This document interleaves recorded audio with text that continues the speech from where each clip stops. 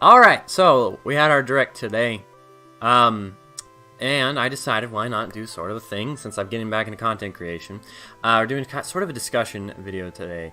And I have my friend with me, Princess Takumi. He's a streamer. Him and I use Twitch a lot, and we're friends in real life, and we like Nintendo and stuff like that. So, yeah, I guess... Hello. Yeah, hi. Overall, we're going to start with the main question. What did you think of the Direct? I liked it. It was, I think there was a lot less that I was expecting to be on the Direct, but overall I was pretty happy with what was there and what I saw. Yeah. Because I feel there was a good mix of what I expected, and that was good, and a couple of other games that I wasn't expecting, but also looked pretty fun. Right, I agree too. It was kind of a bunch of, not necessarily, they were like micro announcements, sort of. It wasn't... Yeah. There were not too many. Obviously, it's a Direct, so there's not going to be crazy big games. But as usual with Directs, I feel like there's always a good balance of content that they show off. Like, nothing... There's something for everyone. And Yeah. there was a lot of JRPGs. There was some good action That was hype. games. I like that. Some big AAA ports, stuff like that. So I definitely would agree that it was decent Direct. And I guess, like, the big thing right now, like, the internet overall is... They're, like, satisfied, but at the same time, they're like, oh, like, where... was Animal Crossing? Where is Bayonetta? That's something that I was expecting. Well, Bayonetta 3 sort of announced. Yeah. And then, of course, the new Animal Crossing, nothing on that yet. Yeah.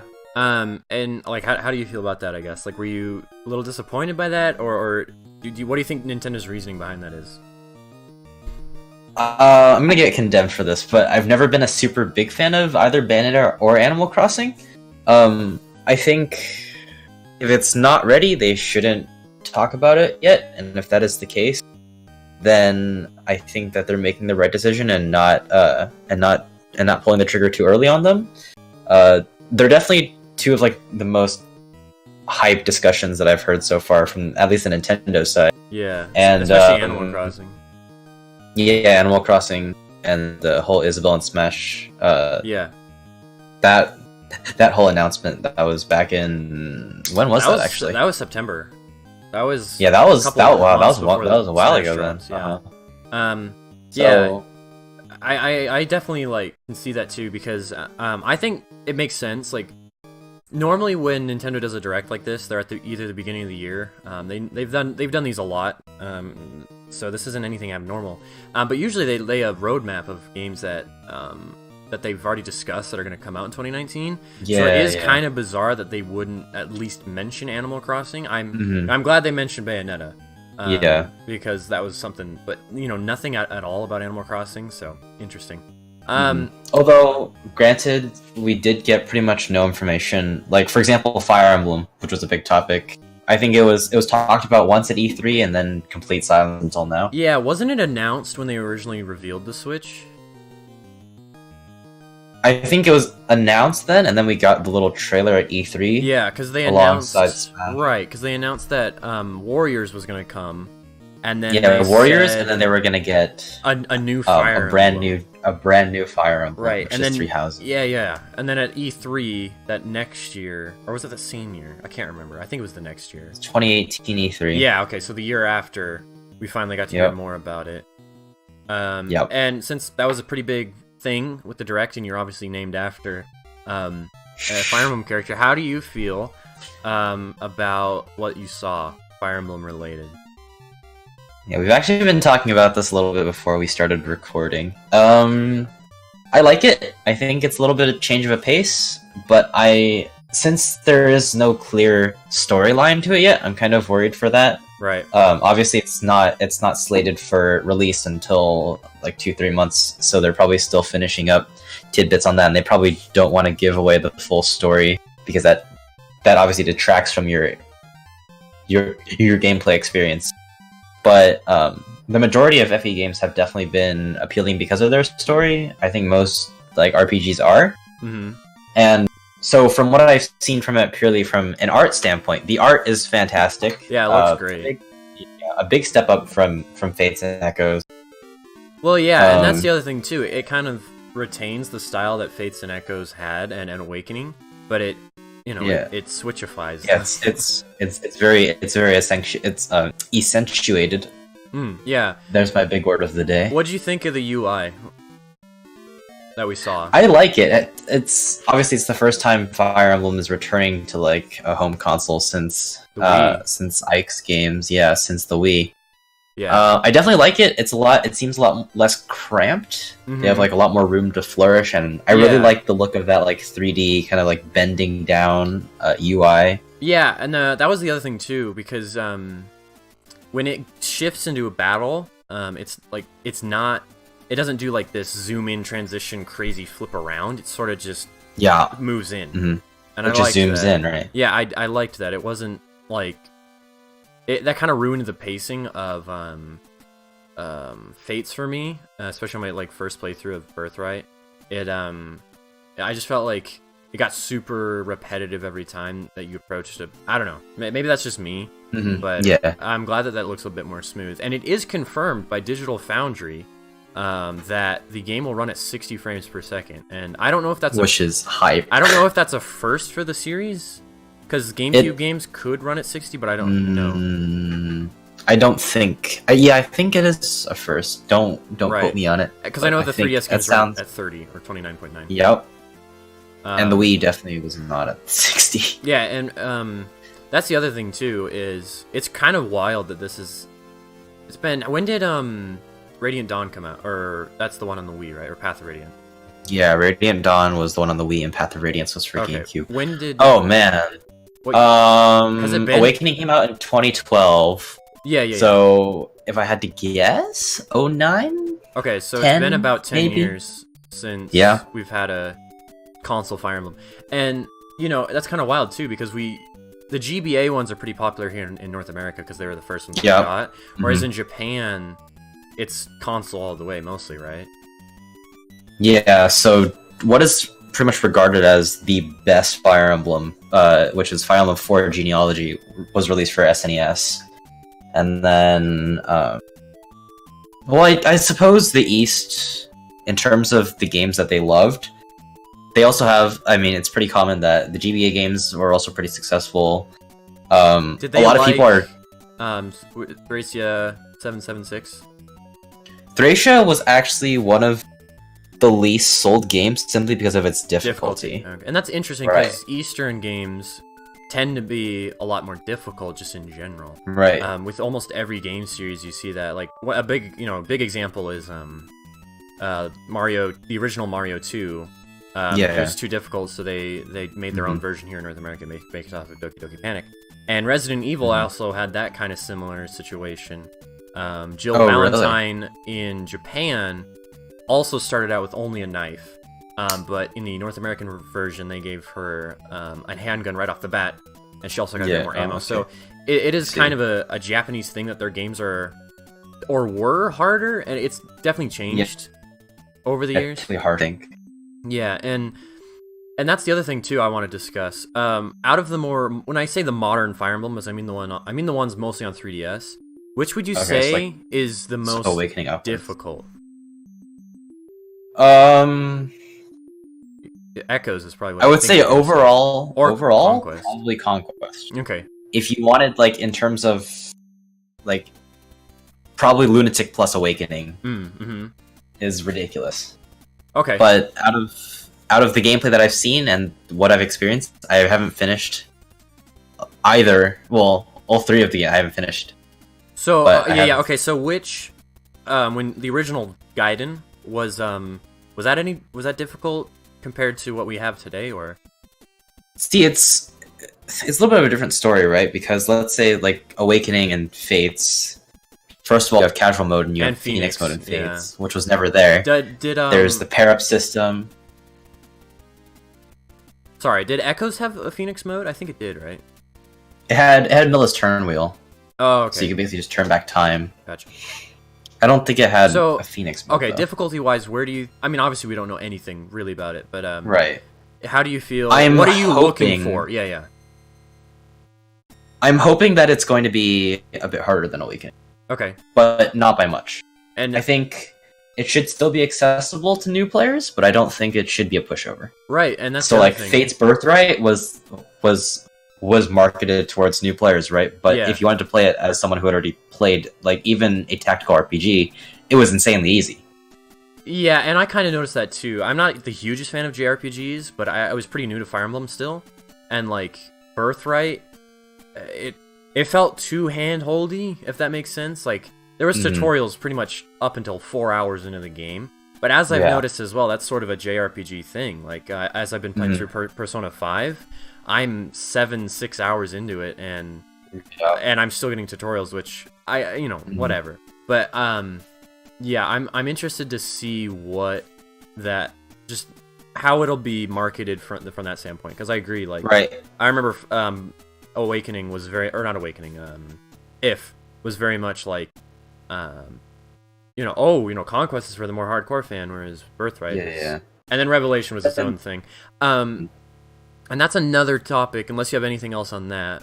I do a little bit. See, the issue with having like harder per se games with Fire Emblem is that if you've never played a tactical RPG before, there's a lot to explain. Like how do you move characters, or like what is effective against what, or like how ranges work, right? And so it's pretty hard to avoid or have a very short tutorial, which is why so this was a mechanic. This was a feature in, I think, Fire Emblem 7 is the one that comes to mind most prominently. So in Fire Emblem 7, Lynn's story is 10 chapters long, and it's the prologue of the game, and it basically teaches you all the mechanics. After you finish the game casually, if you wanted to do reruns, you wouldn't have to play Lynn's story, and you can skip the tutorial. So what I'm hoping to see is a tutorial mode if you decide to play like the easier normal difficulty, and they skip the tutorial in like a hard difficulty, or actually given a choice to either play the tutorial or not. Yeah, and that's another thing about JRPGs as well, is they they're not too accessible, which is why their tutorials can be kind of excessive. And like I remember, that's just kind of it was a huge, not controversy, but thing about the Lynn in her game in the West here. Like, wasn't that kind of I know it's kind of looked back upon like, okay, whatever, yeah, it was new here to the West, but I know for some fans when they say, oh, you should go play this one, but keep in mind that the first 10 hours is basically meaningless or whatever. Yeah, a lot of people like to bash on Lynn's story for being really easy, really handholdy. Actually, interesting tidbit here. If you were in Japan and you had an original FE Fire Emblem 6 cartridge, which is Roy's story, which is the sequel to Fire Emblem 7, you could actually link that up to your copy of Fire Emblem 7, and you could skip Lynn's story entirely. Okay. See, and that's kind of familiar. Like, I've seen the Loxton, like, overall, like, story of video. That was right after I basically got into Birthright and then Conquest. And yeah, so obviously this is kind of a similar premise to or I keep calling it Fates. It's a similar premise because you have kind of the three sides almost. You have your Conquest, Birthright, and Revelation. And one thing I saw on Twitter was, thank God I don't have to buy 3 different versions of the game in order to experience the whole thing. I am hoping that they do not release 3 copies. That would be disastrous, I think. That would be okay, and yeah, I think that'd just be a kind of a shot, shooting themselves in the foot, because when I bought I keep wanting to call it If. When I say If, I mean Fates. Technically, If was the Japanese Japanese name. That's why I keep calling it that. In Fates, when I first bought it, I literally bought Birthright and then the digital version of Conquest, because the physical version of Conquest was more expensive, and so I literally was just like, you know what, I really want to have both, so I bought a cheaper version of Birthright and then bought the digital version. And then you had Revelations, and then you had DLC. I've never even purchased Revelation. Exactly. And then Echoes. It's a crazy amount of money. Went insanely too crazy with the DLC, in my opinion. That was, especially for a 3DS game, it felt like you know, before the game came out, I was seeing stuff about like, hey, like, you know, download this. I think there was like extra dungeons. Correct me if I'm wrong, but yeah. And I own Echoes, and I've not played it. So that's something that's on my not my wish list, but to-do list leading into Three Houses. I had one more thing. So yeah, okay, story, right? What, you know, comparable? Because my instant comparison is, hey, this looks a lot like Fate's story. Right. Would you? What game would you compare it to the most? Ooh, it actually draws a lot of similarities to game. Obviously, the main protagonist being a mercenary and under the tutelage of his father is pretty much ripped entirely from Ike's story. Yeah. Where Ike starts with his father Grail, and obviously his father is killed, and they go on this grand journey to help Valencia and such. But I can also see a little bit of influence from Gaiden and Echoes, where there's multiple kingdoms. Right. Granted, every Fire Emblem kind of has that. Yeah. But most prominently in Gaiden and Echoes is where those two kingdoms are at war, which isn't exactly the case here because they're all working together. Mm-hmm. But I can still draw a couple parallels from that. But if we don't have like a main antagonist, it's pretty hard to sell. Yeah, and that's the other thing too. I think like this game, the premise to me is interesting, but maybe that's just, I don't know, just how I am. But I can definitely see why from a more casual perspective or a more hardcore perspective, I can see the like, oh, why should I care? Like it doesn't really. Right. I can guarantee that there are some people right now that are like, I don't need to go out and buy this game right now, you know. Mm-hmm. Whereas it doesn't look necessarily very enticing. Yeah. Whereas Birthright, it's so confusing, the names on that.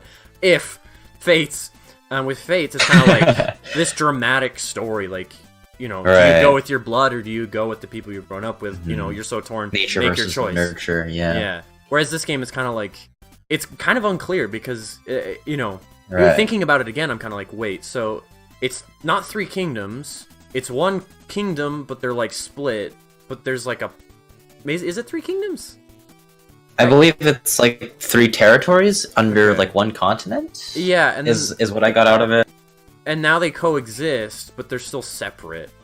Right. Yeah. And then there's that weird training school in the middle. Yeah. So. Which is interesting. Yeah, which is kind of interesting. It's like a no man's land kind of deal. I don't know. So what did you think of the player character? That idea that he's like or he or she is a professor now. Right. I think that's never been used before in the Fire Emblem front. I'm trying to think. Marth definitely was not that. Almond Celica were not that. No one in the Super Nintendo era was like that. I think they are completely new, which I will have to play the game to give my honest opinion about. Yeah. I think it's a cool concept. I think there's a lot of character growth to be had when you're teaching like a group of less experienced like comrades, because like a lot of the Fire Emblem games, right? You're very inexperienced, and your army is also very inexperienced, and you grow alongside them as your lord. Yeah, whereas you seem somewhat knowledgeable, kinda. Right. Mm-hmm. So but that would be interesting. Yeah. Okay, so of the three, because you have the blue lions, right, the golden deer, and what's the other one? And the black eagles. Yeah, black eagles. Of those three, which is the most? Obviously we don't know too much about them at all, but like, which one's the most enticing to you? See, here's the thing, right? Edelgard is hot, but Claude looks badass. Okay. So. Okay. Yeah. I like Dimitri, but he looks very, very traditional. Yeah, and I'm interested to see what they're really gonna do with that the three houses dynamic. Like, is it a choice you have to make, or can you just take people or right, you know what I mean? Is it just something you can jump into one of the three and then play through that story, and then it's over, or I don't know. Right. I think it'd be cool. So, if you ever played Fire Emblem 8, basically it's the story of a brother and a sister, Erica and Ephraim, and like that's about a GBA one, correct? Yeah, It's the it's third the eighth GBA? installment. Okay. Yeah, the third GBA. See, I know much still. And around like a third of the way into the game, you have a choice whether to go with Erica or to go with Ephraim, and they have their own little side story, and they convene back at the end. Oh. So I'm wondering if it's going to be like a similar situation in Three Houses, where you can choose to take one of the three like main protagonists, and then you guys have your own little side story, and you come back for like a final boss fight or something. Yeah, yeah, exactly. Like, are all three gonna convene together in the end? Because I assume they're all gonna have their differences. They aren't gonna get along 100%. But it's not the clash that we saw between Nor and oh god. Right. Oh, I don't think the main conflict Hoshido. is gonna be... I know my stuff. I promise. And that's the other thing too with like Hoshido and Nor. We saw like kind of different styles. With Hoshido is very traditional, like samurai and stuff like that, whereas Nor was no more like ninja kind of. So I'm wondering, was that unique to Fates, or is that just kind of a general thing where they take concepts from culture and then come in and put it in, or is that just a Fates thing? Fates was pretty unique, right? Because it had kind of this like racial segregation. Ike's games also did, because there was the beast creatures called the Lagoos, and they had a war on them. Other than that, the real only like big conflict I can think of, because pretty much every Fire Emblem game is like this kingdom versus this kingdom. Fates puts a little bit of a spin on it by making them like contrasting, like light and dark, good and evil, kind of like peaceful Japanese versus battle-hardened European-esque style. It's the most contrasting, but it's not a unique concept. Okay. I'm wondering if there's... Yeah, okay, so we've seen the reveal of like the special edition. What's it called? Oh god. I actually don't know that. It's called like, it's a collector's edition. Seasons of Warfare edition. That's what it's called. Okay. And it looks dope. It looks dope, and I kind of want to get it, but I don't know. Because here's the thing. Right, pricing. I don't. From the outside perspective, especially. Oh god, sorry, I'm covering up your thing. From your perspective, I'm new, basically, to the series. Like, I didn't grow up with the games. I really only knew Smash Brothers, and that's it. And, you know, for me to be like, oh, I'm gonna, like, buy this special edition, even though it's, like, the fourth one I'll play. And so I just, I don't know. It looks cool, but I just don't know if it'll be worth the value.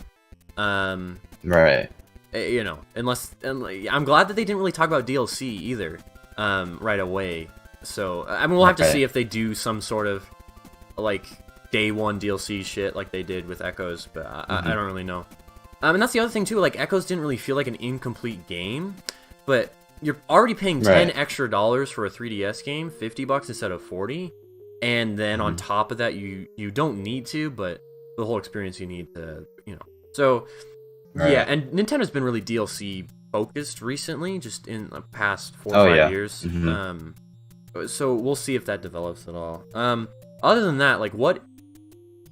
I guess we'll have to move on from Fire Emblem, but what about the game excites you the most, or do you want to see the most? That's kind of two questions.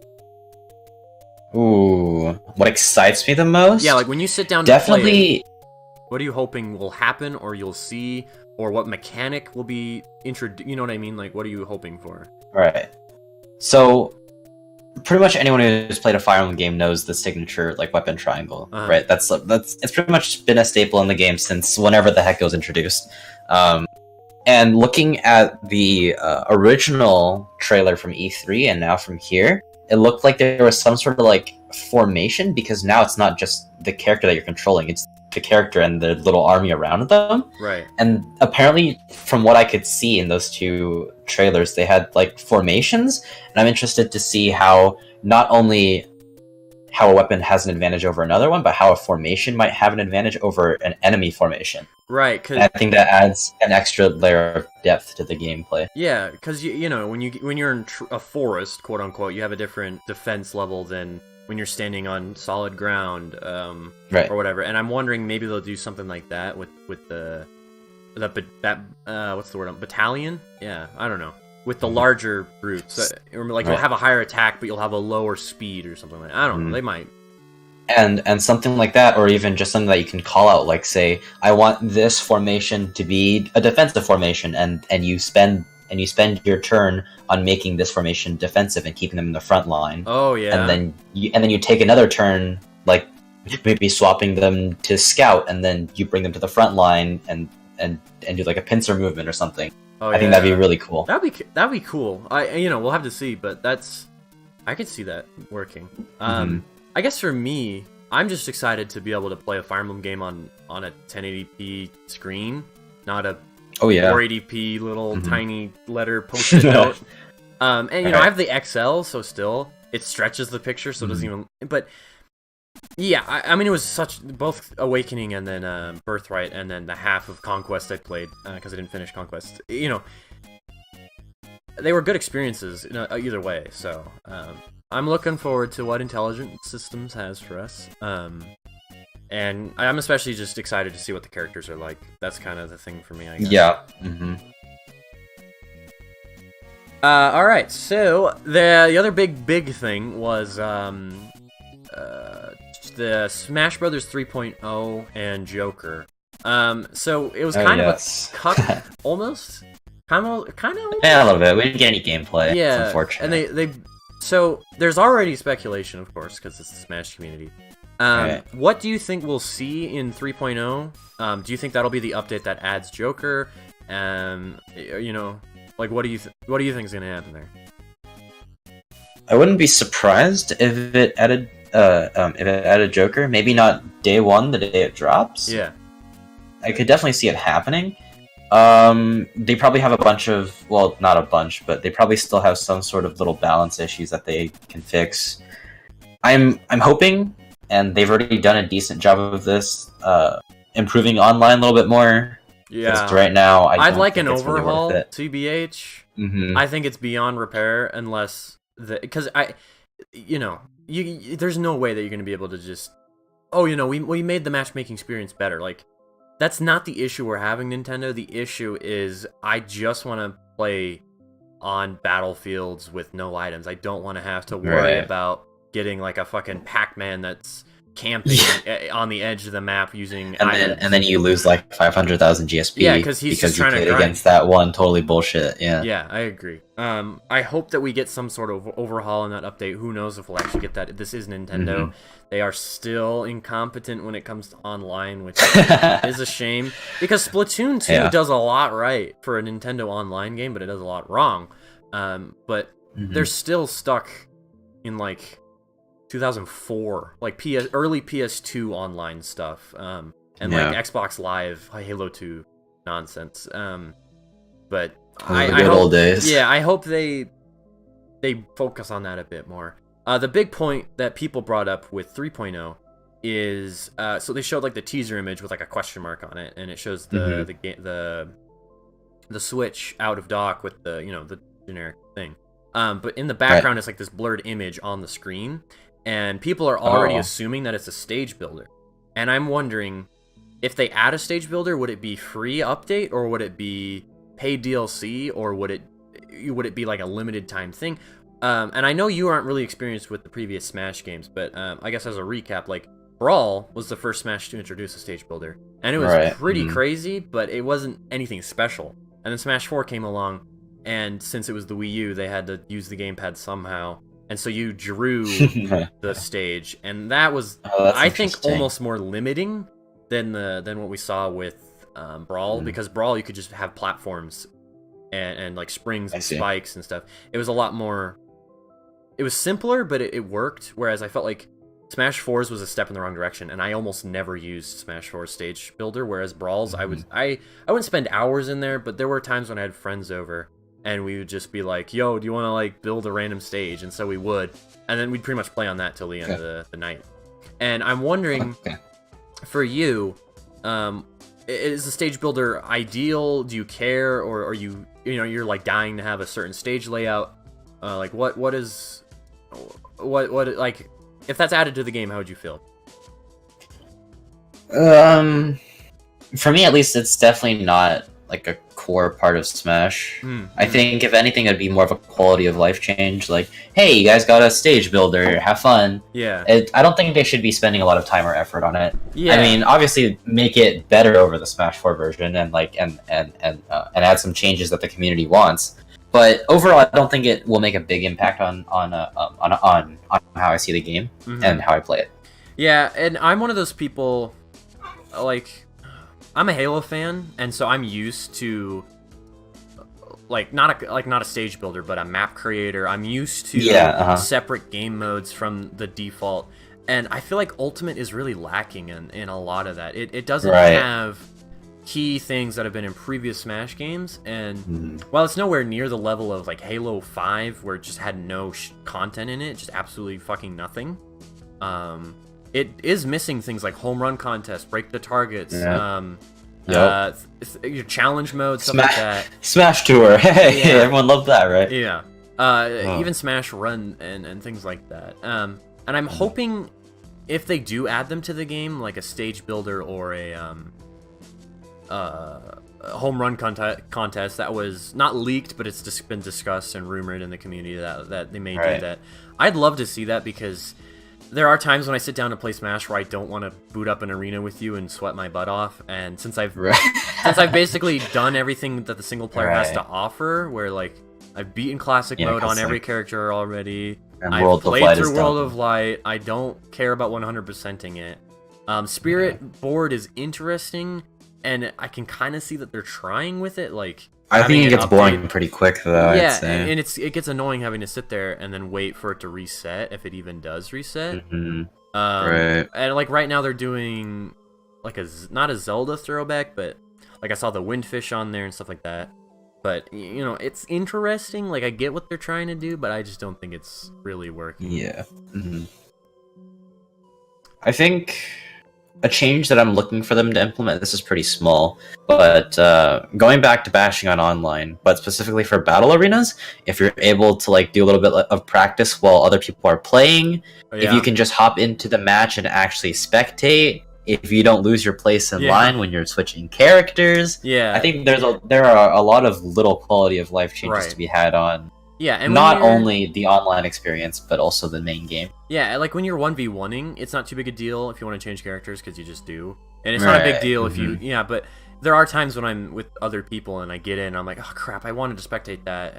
Or you know, or you're just watching this match and you're kind of like, you know what, I wish maybe I could beat up a sandbag like you can in quick play. Like, maybe... I just don't know how easy that would be to implement. Probably limited software at that point. Yeah. So as for gameplay changes, like nerfs, buffs, stuff like that, I know we're not, you especially, I don't know, like we're not the be-all end-all, like this, they must do this in order for the game to be perfect. And we're by no means extremely good players either. Yeah, so what I guess, like, what is stuff that you'd want to have happen, or you know what I mean? Like, because they added, in the 2.0 update, they added the ability to short hop by pressing X and Y. And that's a completely new feature to the Smash series, and I thought that was kind of cool. Like, it's not necessary, but it's one of those things where, you know, they added the A and B smash in Brawl, and then they added tilt attacks on the stick in 4. So it's just, you know, progressively they've made control a little more different. And I'm wondering, like, there's not really anything I can think of that I'd like to see change. I just want to see specials on the C stick. I mean, wait, is that already a thing? That is a thing. You can do that. Thing. Never mind. I just never use it. I don't think I've ever really used it either. I don't think anyone uses that. Yeah, TBH.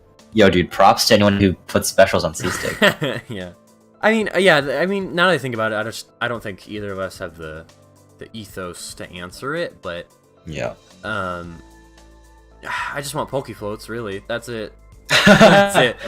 It was a little disappointing though, to just see. Oh, we'll talk about it later. We're talking about it. Well, like, pretty much nothing of value was talked about, because you could assume almost that 3.0 would come down the line. It is kind of weird because we just got 2.0 like 2 weeks ago, and so it is weird that they are already pushing and talking about a 3.0.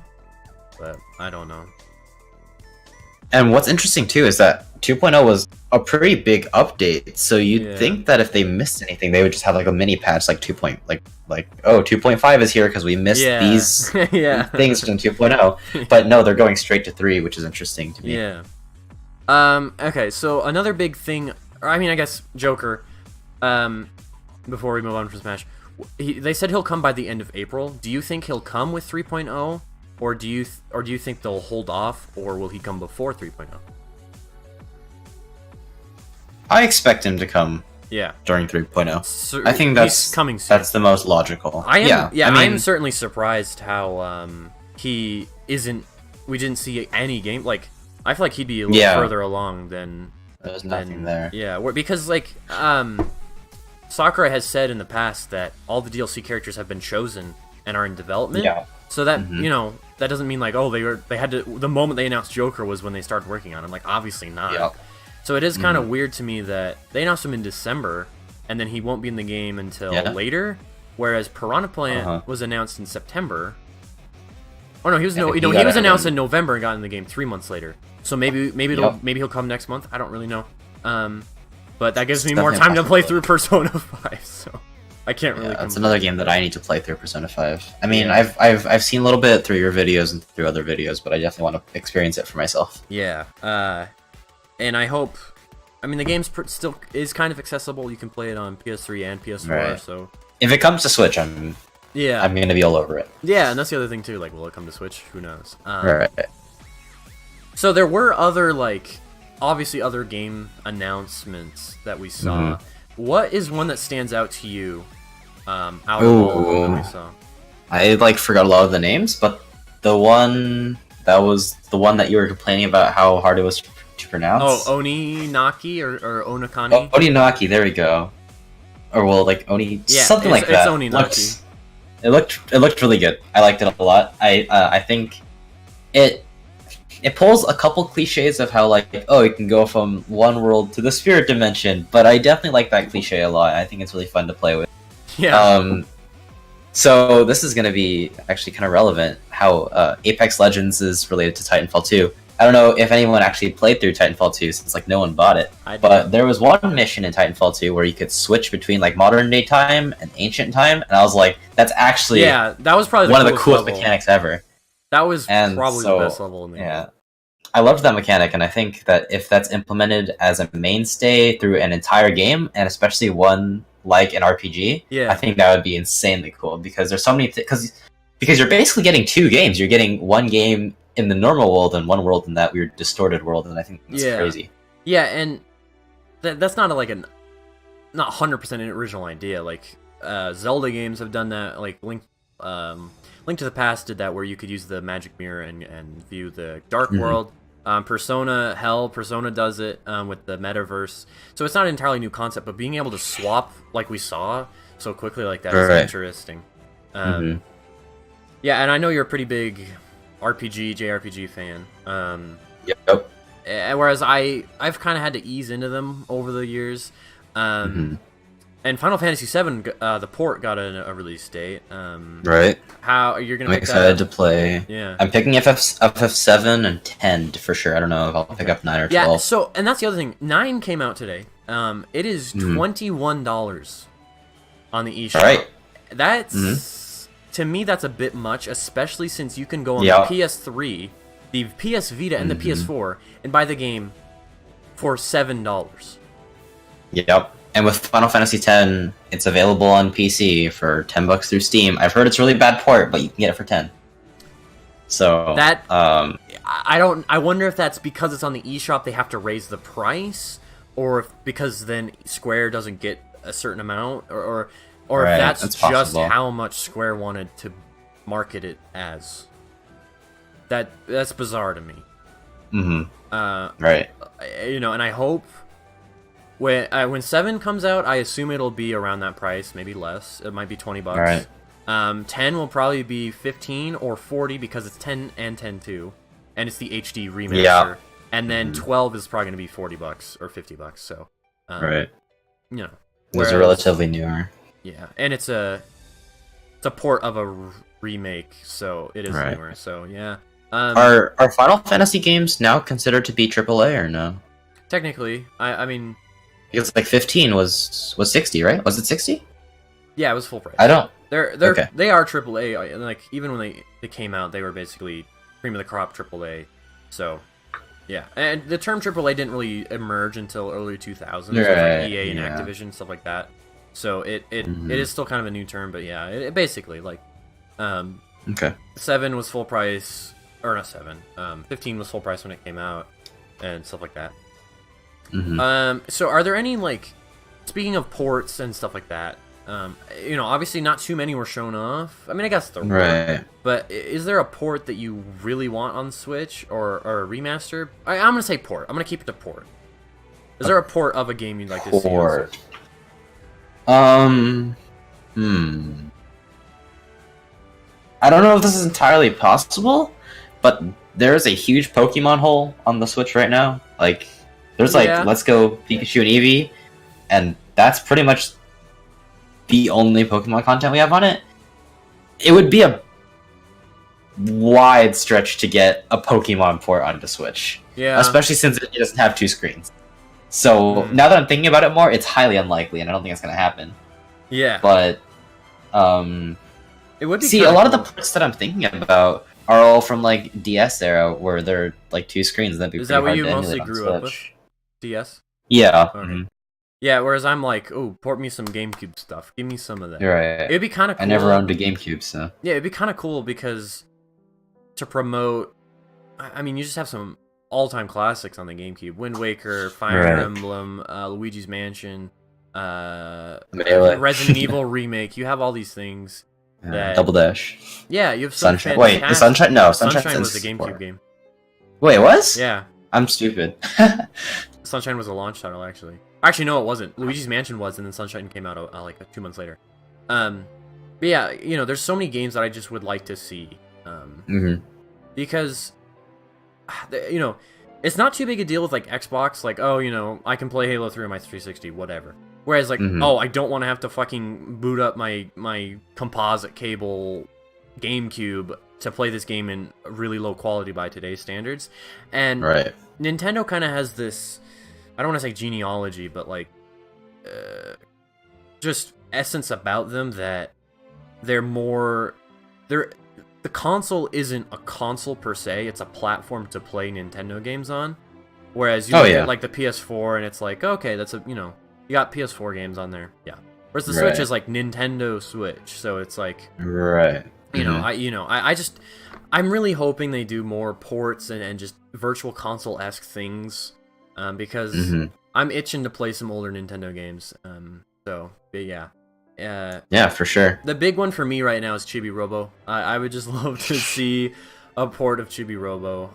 But pretty much any GameCube, even Wii emulate. Like, think about this. Wii. Right. The Wii was 2 consoles ago, so. Yeah. And like the Wii U itself got eShop versions of Wii games, like Xenoblade Chronicles and stuff like that. And it's bizarre to me that the Switch hasn't done that yet. Like, the Wii U was not a successful console, yet they put Skyward Sword in the eShop on the Wii U. So you could play it. And like, that's crazy to me that the Switch hasn't done that yet. I don't... I'm wondering if that's so that they can sell more retail versions of ports, but I don't know.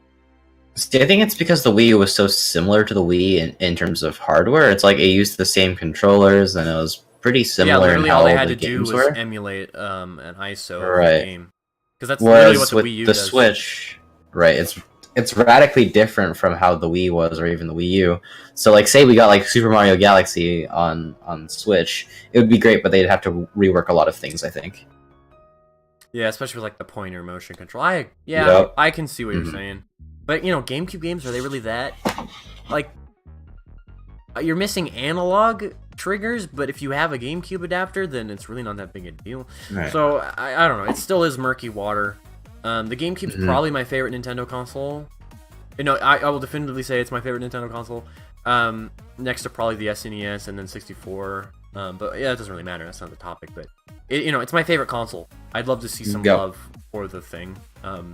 Even so I can play like fucking Star Fox Adventure, a game that I remember playing as a kid and not liking it because it was not the traditional. Like, even as a kid, I knew that game was whack.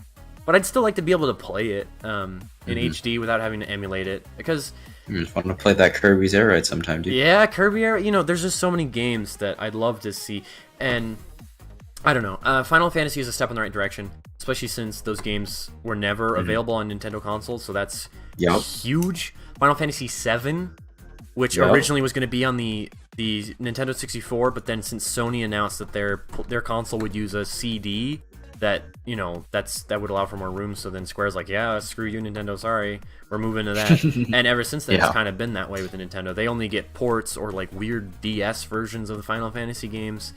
So I'm happy to see that Square and Nintendo are kind of buddy again, almost. And so that's a step in the right direction. But please, like, I want to see Fire Emblem games on this thing. I want to see older Zelda titles. Like, the Switch for months was just the Zelda machine. You had a Zelda almost renaissance in a way. It was because when Skyward Sword came out, Zelda was not. The game just didn't perform well. Critically it did, but word of mouth for that game was not so hot. And I wasn't really around for that kind of thing for Twilight Princess. But with Breath of the Wild, that was all that people talked about. And so, you had so many new people like you, for example, like you've never really played an older Zelda game. So like, why not have Ocarina of Time and Majora's Mask and Twilight Princess and Link to the Past and just all these games on the thing? It's weird to me. It is really bizarre because the 3DS launched with eShop stuff, the Wii U launched with eShop Virtual Console. I'm just kind of disappointed, I'll be honest, a little disappointed that we haven't seen that kind of stuff from Nintendo, and it's led me to emulate a lot more stuff than I normally would, because I don't really want to play. I don't have to boot up my Wii U to play Xenoblade Chronicles. You know what I mean? I just don't want to have to do that. Especially since the Switch is kind of trying to go for that more like Nintendo platform-esque thing.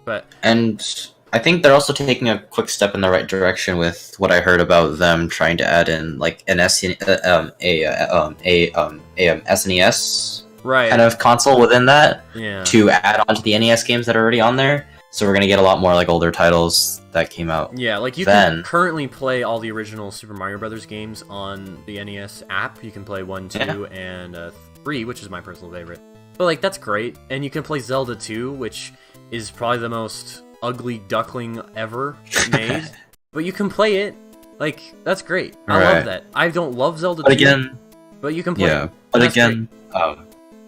But again, those are definitely kind of not.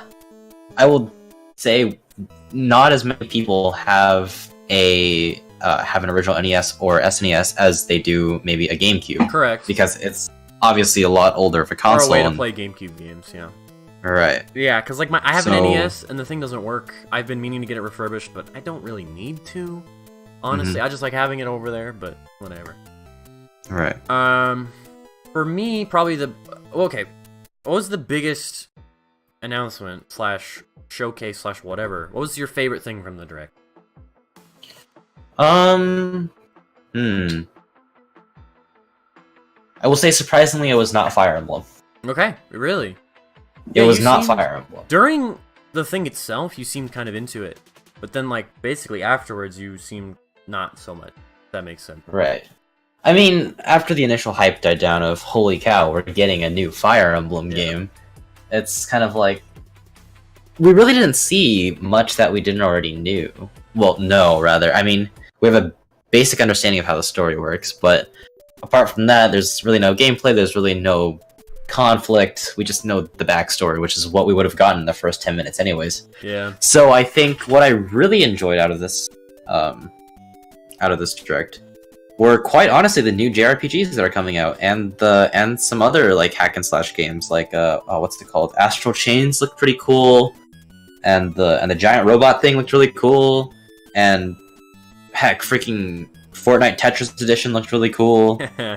Yeah, we should. So a bunch of the new games that are slated for release 2019-2020 were probably my favorite part, because a lot of them looked really innovative.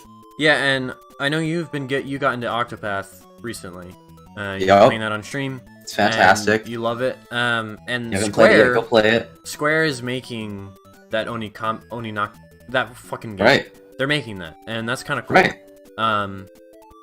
You know, because Square for the longest time I felt like could only make Kingdom Hearts and Final Fantasy, and now with the Switch, there's almost a revival with the. And now we have Dragon Quest on Switch. Yeah, that's we're going to get Dragon Quest on Switch. I have never played a Dragon Quest game in my life. Right, me neither. But that looks cool. It looks hype. It looks great. I might pick that up, honestly. Again, Right. I'm not a huge JRPG guy, but Persona 5 has made me almost fall in love. I'm not quite there yet. Fire Emblem has as well, but that's what I love about Nintendo is there's so many different types of, like, we saw so many different types of games today. We saw JRPGs, we saw racing games, we saw platformers. We saw Mario Maker 2. Yeah, we saw adventure games. We saw action, like big third party things like we saw sandbox games. Yeah, like Hellblade, one of the most fantastic games I played. Was that last year? No, that was 2017. That game was phenomenal, and that's coming to the Switch, man. Like, there's so much variety now, compared to, like, I don't know. I just feel like The launch. Nintendo is so different than other gaming platforms. Like, obviously not so, but, like, Xbox compared to Nintendo is so different. Right, and it's mostly because Nintendo makes their console and then they make games for their consoles, whereas something like Xbox or PS4, It's just a they make the platform. console, but Microsoft and Sony don't develop games. Yeah, not, especially now. They don't anymore. Not really. Yeah. They just step away. And, yeah, like, Nintendo is selling, the Switch is selling like hotcakes, and it's actually predicted that it'll outsell the PS4 if this rate That's continues. insane. Which, it would be insanity if Nintendo, quote-unquote, won the generation, because with the Wii U compared to the Xbox One and PS4, yikes. Right. And now this thing has already outsold the Wii U. It's on track to outsell the Xbox One. And it's crazy. It almost reminds me of Sony in the 7th generation, where obviously Nintendo fucking destroyed with the Wii. But then, like, Sony ended up, I don't know if you know this, but the PS3 reportedly outsold the 360 by the end of that generation. Oh, really? Yeah, it was by like 2 million units or something like that. Wow. So That's surprising. Yeah, especially for how pitiful they were doing within their first 3 years as a console. It's crazy to me that Sony was able to do that, and I'm kind of seeing that with Nintendo as well. They thought, well, they didn't really wait till the next generation either. They easily could have just stuck out with the Wii U until Sony and Xbox were coming out with new hardware, which we already have rumors of them coming out with new hardware with Scarlet and PS5. That's probably slated for 2021 and beyond. Maybe we'll see some E3 stuff. Who knows? It blows my mind that Nintendo was able to do this, where they released a new console. This hasn't really been done before, where they release a console mid-generation, and it's been successful. That has almost never worked with any developer. And it's so different. It's so Nintendo to have, what's this? A trend? We're going to do something completely different and, like, gamble whether it works or not. And if you had told me 2 years ago that the PS4 would be outsold by what is basically a glorified PSP that's better in every single way, I'd laugh at you. Yeah, and that's the other thing, too. I was pretty skeptical of the Switch. I'll be honest. I was really... I wouldn't say I was burned by the Wii U, but just the image that Nintendo had before the Switch came out, fans were still on board, but even the hardcore fans, man, like, we were feeling butthurt a little bit. And it's because it was so clear Nintendo had just failed. The Wii U was a failure in almost in a financial way, in a console. I think it's a good console. I think it's probably one of the better Nintendo consoles, in all honesty. But it failed. It really did. And, we got Smash Brothers out of it, whatever. We got all these things, but, it was such a different time to be a Nintendo fan compared to now. Like, now you just have game after game after port after game after announcement. You have so many crazy things happening with the Switch. And compare this to the Wii U, and this is like... this is so different. This is like Halo 2 versus Halo 1. where, you know, you have this cute little game that sold well, whatever. And now you have the big behemoth of a Big Brother who's badass, who's, you know, guns blazing. And you compare Halo 2 to Halo 1 and you go, you snicker a little bit. And that's kind of how it is. I think the Wii U's great. I love the thing. I wish it did better, but Nintendo did a lot of stupid things with the Wii U, and they have almost course corrected, and it blows my mind. Blows my mind. And I guess to wrap up, my favorite announcement probably, I mean, Zelda's my favorite Nintendo franchise, without a doubt, hands down. And there was rumors of the rumor going into this Direct actually was a Wind Waker HD and Twilight Princess port. They'd port the game to Switch. They'd port the two and bundle them or whatever. That was the headcanon, so to say. And there was talk about 3 months ago. Completely different. There was talk about 3 months ago that there was going to be a 2D like Link Between Worlds kind of game coming to the Switch, and I honestly doubted that. I didn't really see it, and then they're like, and then it was like, oh, there might be a remake of a classic game, and I'm like, really? Like, Nintendo has said in the past that we are not interested in remastering games from the GameCube or the Game Boy, and they fucking came out with Samus Returns on the 3DS, and like that blew my mind. And now this Link's Awakening. I've said this on my reaction video, but Link's Awakening was a game that I played when I was traveling a lot because I had to just move a lot because it was during the time when my parents were divorcing, and so there was just a lot of travel that was going on between houses and hotels and shit, and like it was a game that I was able to just kind of play without it having to get too into it, because like if I was doing that with Fire Emblem, I would have lost myself with the game. But it was, you know, the whole premise behind the game is Link is basically, he's like, what the hell's going on? What is all this weird shit? Why is there an egg on the mountain? Why is everything kind of familiar but different? And why is so much changing here? And then he wakes up and he realizes, oh, it was a dream I had after the end of Link to the Past. And so it is kind of in a way a direct sequel, but just the game holds a special place to me, even almost higher than like Ocarina of Time, because I mostly just played that as a kid. Like, it wasn't a game that it has a very big nostalgic factor. Like, I am really nostalgic for OOT, of course, but not to the level I am with Link's Awakening. And that game, especially the DX version, which is the version I played on 3DS eShop, which I recommend, even though I don't recommend it actually at this point, but like I remember looking up guides to it because there was the new color dungeon, and I wonder, it's special to me, and I'm sure it is to other people out there.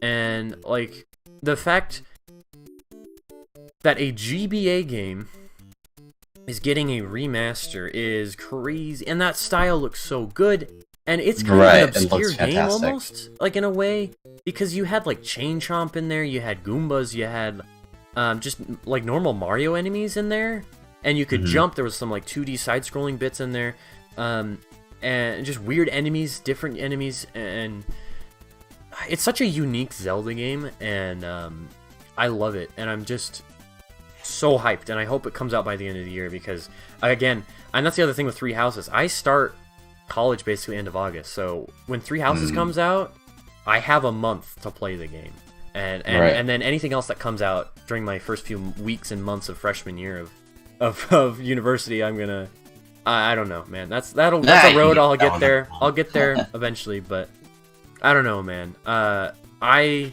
am so happy that it's almost not, I don't want to say obscure, but it's not Breath of the Wild. It's not Ocarina of Time. It's not like your traditional 3D normal Zelda. So that's why I'm really looking forward to it.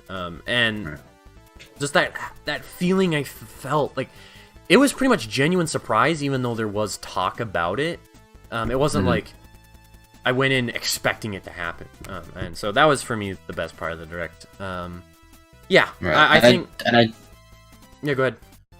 And I definitely think games like that, even if it's not the best from a gameplay or story perspective, games that you have nostalgia for, like for example, in your case, Link's Awakening, I can pull an analogy here. I played Pokemon Black on my DS I can distinctly remember not remembering that I had to save, and I played through the game like Oh my god. up to the first gym like 4 times because I forgot to save every single time. And we were on vacation somewhere in Tahoe. I can remember it, and I remember wanting to stay home and not going out to eat dinner because, or like in the hotel, and not wanting to go out to eat dinner on vacation because I was so just engrossed in Pokemon. Yeah. And that's why Generation 5 is my favorite generation. Oh, yeah, dude. It's just this massive nostalgia trip every time I play the game. And with you, sure, Link's Awakening may not be the biggest or grandest Zelda game. Yeah, it's not, most certainly. But it's a Zelda game that you will enjoy, and I think more people than just you will have that feeling when they play this remaster, and I think that's what Nintendo does well. Yeah. They will improve a game not because it's the best, but because people love it. Yeah, and like I Twilight Princess to me is far from the perfect Zelda game, but that remaster fixed so many things. Like, it made the beginning hour much more smooth, and it just little quality of life things like that you know, to me it may not have been the best Zelda game, but they gave it the time of day. And that's what's so great about Nintendo is they care. And not to say other developers don't, but you know, you're just seeing a trend nowadays where, you know, they just fart out a game and it has no content, it has no whatever, it's buggy and all this, and then they add content to it later. But Nintendo doesn't really do that. And I'm also interested too, because you've never really played a normal 2D Zelda like this. Nope. And so I'm interested to see you pick that game up and try it out. And here's the other thing too. I kind of hope it's not full price. I hope it sticks to like $40-50, but we'll see. If it's $60, that'd be yikes. I don't really want to pay $60 for it, even though I might. Whatever. And I'm curious to see, because with the DX version, because it was originally released on the Game Boy, the normal Game Boy, and then when they re-released it on the Game Boy Color, they added color, they touched a few things up, they added a few items, and they added a whole new dungeon called the Color Dungeon, because, you know, and so it utilized red, blue, and green puzzles. So I'm curious, are they going to add new stuff? I just, the possibilities are endless, and right. I am so excited to finish that game and see what the ending is like, because that was a mind fuck. as I was like 14. Really, it wasn't that long ago. It was 4 or 5 years ago when I first played it. But yeah, it's fantastic, and it looks beautiful, and the music and Marin singing at the end, it just, you know, 2019. Hope it doesn't get delayed.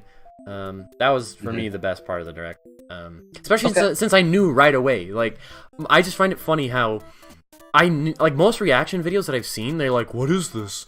And then like after it reveals the title, they're like, "Oh yeah," and then they're like, "Wait, which game was that?" Like Etika's was like that.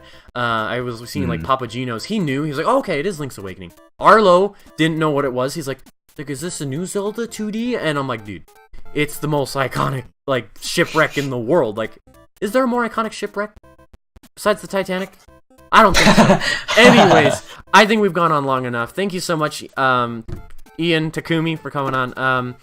Yeah, it was my pleasure. This was fun. Nintendo is great. This was fun. 2018 or 2019 is looking great. I hope to hear more about the bigger titles this year, like Animal Crossing and Luigi's Mansion. So we'll see how that goes. And yeah, we'll be playing Smash until Joker comes. I guess. All right, everybody. Thank you so much. Peace.